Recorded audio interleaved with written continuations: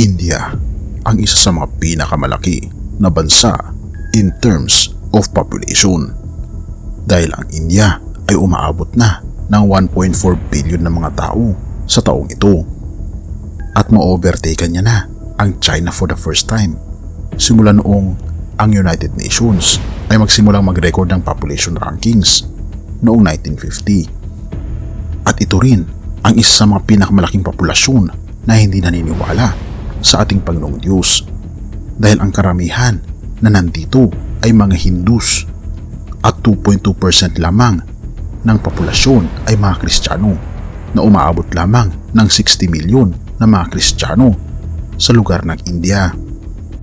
Ngunit kapansin-pansin, nitong Mayo lang mga kaibigan ay nagkaroon ng matinding problema ang mga Kristiyano doon dahil 60 milyon na mga Kristiyano ay hinaras at sinunog pa ang 30 na mga churches sa bandang Manipur sa India. Ito pa isang report ng isang Christian leader na nagngangalang David Curry. Siya ang president at CEO ng Global Christian Relief, isang organisasyon na tumutulong sa mga Kristiyano around the globe na nape-persecute. At binanggit niya sa kanyang report na napakahirap ng sitwasyon ng mga Kristiyano ngayon sa India dahil sa mga diskriminasyon at pagpapahirap sa kanila. At sinasabi pa ng ibang mga Indians kung hindi raw sila Hindu, hindi raw sila mga Indians. Kaya naman ang tingin ng mga Indians sa mga Kristiyano ay hindi nila kauri kundi sila ay parang mga hayop. Kaya ganun na lamang ang kanilang pagtrato sa mga Kristiyano sa lugar ng India. At ang karamihan ngayon ay nakashelter ngayon sa mga refugees at tinutulungan ng Global Christian Relief na ibigay ang kanilang mga pangangailangan dahil na rin sa devastation na kanilang na-experience. Dahil ang iba mga kaibigan ay hindi lamang ang church ang nawala, kundi pati na rin ang mga tahanan ng iba dahil sa mga riot at pagsiklab ng mga churches sa lugar ng Manipur sa bandang India. Ngunit binabanggit ng ating Panginoon ay mapalad ang mga pinipersecute dahil sila ay karapat-dapat na manahin ang langit na bayan. At dahil dito, pinarusahan ng ating Panginoong Diyos ang bansang India. Kinakaharapan kasi ng bansa ngayon ang napakainit na temperatura na umaabot ng 107 hanggang 127 degrees Fahrenheit na nagdulot ng napakaraming heat stroke sa napakalaking populasyon sa India. Isa pa dito ay report ng South Asia Brief na kung saan mapapansin natin mga kaibigan na ito ay report sa India na kung saan nag-attend ng award ceremony ang mga tao sa Navi Mumbai sa India. Ito ay dinaluhan ng libu-libong mga katao at pagkatapos nito ay mahigit 50 hanggang 60 na mga tao ay na-hospitalize dahil sa init ng panahon.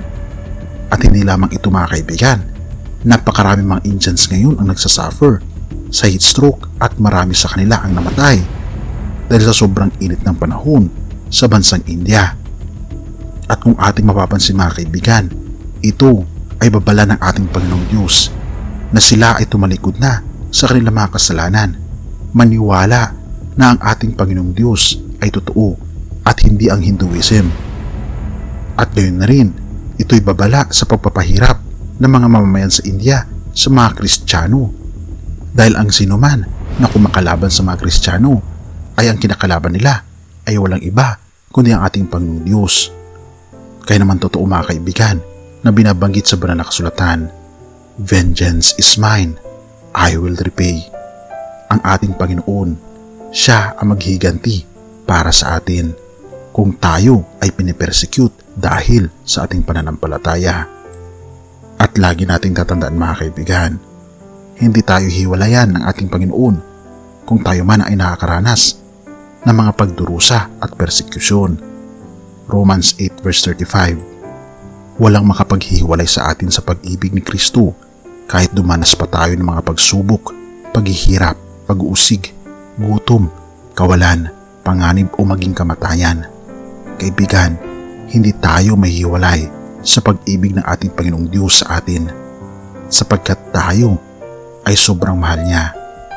Kaya naman, binabanggit sa Lucas 6 verse 22, mapalad kayo kung dahil sa inyong pagsunod sa anak ng tao ay kinapupuotan kayo, ipinagtatabuyan at nilalait ng mga tao, at pinagbibintangan kayo ay masama.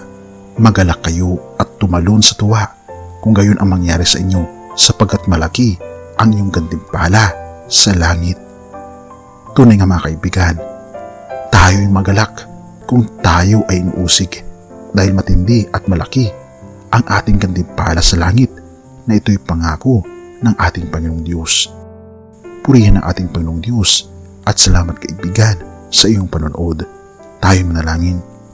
Ama namin banal, makapangyarihan naming Diyos, kami po ay lubos na nagpapasalamat sa inyo sa inyong kabutihan na walang persecution o anumang paghihirap ang makapaghihiwalay sa amin sa inyo pong pagmamahal sa amin.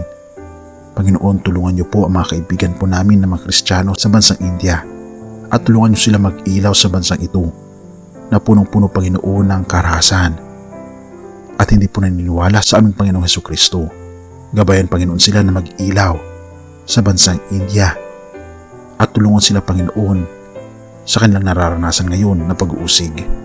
Panginoon, lumalapit po kami sa inyo at tulungan kami na manatiling tapat na kahit anong mangyari ay kami po ay tatayo sa aming pananampalataya sa inyo.